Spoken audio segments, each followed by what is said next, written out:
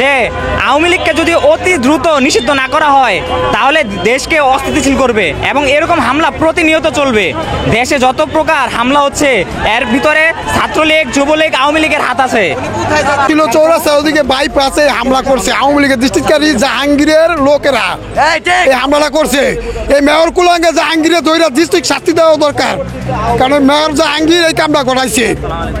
ঠিক আছে, আমি গাছা থানা মৎস্যজীবী দলের সদস্য সচিব মোহাম্মদ আলম। গাজীপুর চৌরাস্তায় হাসনাত আবদুল্লার ওপর সন্ত্রাসীর হামলা।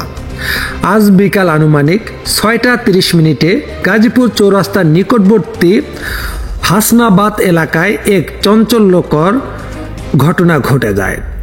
সন্ত্রাসীর হামলায় ঘটনা ঘটে সেই জায়গায়। স্থানীয় সূত্রে জানা গেছে, আবদুল্লার, যিনি একজন স্থানীয় ব্যবসায়ী হিসেবে পরিচিত, তিনি দোকান থেকে বেরিয়ে বাসার দিকে যাচ্ছিলেন। এ সময় একদল দুর্বৃত্ত মোটরসাইকেলে এসে তার উপর অতর্কিত হামলা চালায়। চোখের সামনে ঘটে যাওয়ায় এই নৃশংস ঘটনার সাক্ষী এক পথচারী বলেন, 3 জন যুবক হেলমেট পরে এসে হঠাৎ আবদুল্লাহ ভাইয়ের উপর লাঠি ও রড দিয়ে আক্রমণ করে। আমরা কিছু বুঝে ওঠার আগেই তারা ঘটনাস্থল থেকে পালিয়ে যায়। হামলার পরপরই স্থানীয়রা গুরুতর আহত অবস্থায় আবদুল্লাহকে উদ্ধার করে গাজীপুর শহীদ তাজউদ্দিন আহমেদ মেডিকেল কলেজ হাসপাতালে ভর্তি করেন। কর্তব্যরত চিকিৎসক জানিয়েছেন, তার মাথা, পিঠ ও শরীরে বিভিন্ন জায়গায় গুরুতর আঘাত হয়েছে।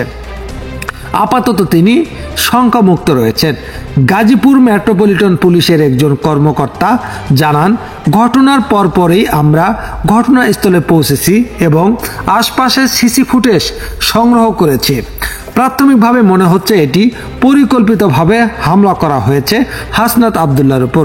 এই ঘটনায় এলাকায় চাঞ্চল্য ছড়িয়ে পড়েছে।